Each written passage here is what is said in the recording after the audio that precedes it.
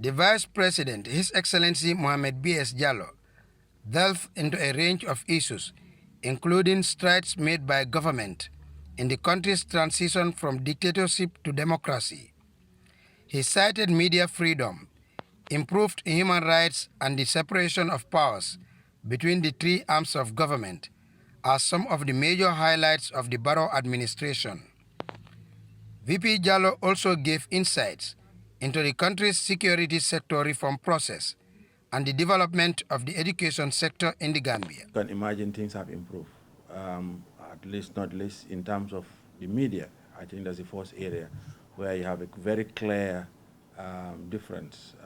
In the past, everybody talked about the lack of media freedom, but now you see the proliferation of media, both print, digital, and other media forms, and the presence, especially in terms of social media, the space in the country in terms of human rights, I dare say.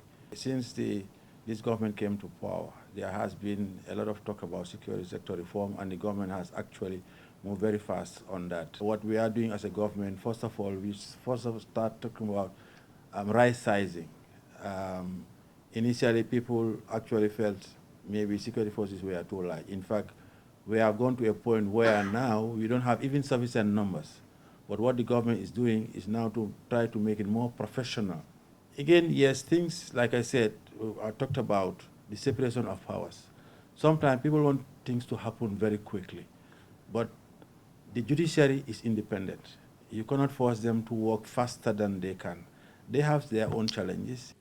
The country's number 2 also provided an update on the COVID-19 recovery process of some departments in the public sector, including the proposed extension of the tourism season, as well as increasing the capacity of the tourism sector. Thank you very much. In terms of tourist arrivals, I think, yes, there has been improvement, and we have not yet reached the pre-COVID level, but I think the last season it's reported that we have actually arrivals of about 180,000.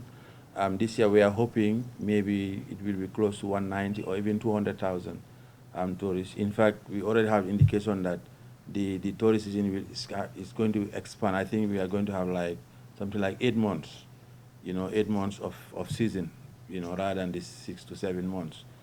Addressing the issue of illegal fishing, the Vice President disclosed that government has recently apprehended a vessel fishing illegally in Gambian waters, adding that the operators of the vessel in question are set to face legal action.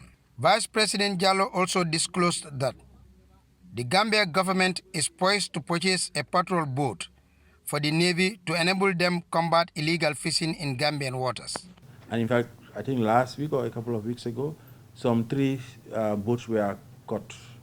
Foreign vessels illegally fishing in those areas, and I think they have been escorted back to port. And very soon, I'm sure they will be processed through the court. But these are the challenges. On political instability in the sub-region, the Vice President reaffirmed Gambia's commitment to democracy and peaceful resolution of various political upheavals, including those in Senegal and Niger.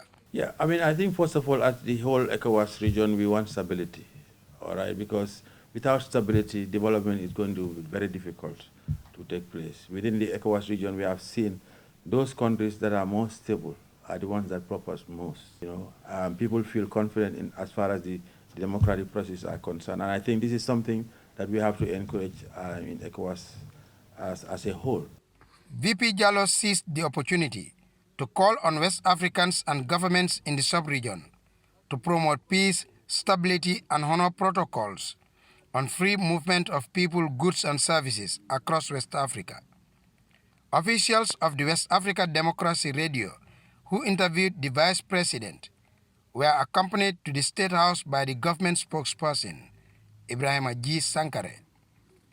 Alaji Mbai, GRTS News.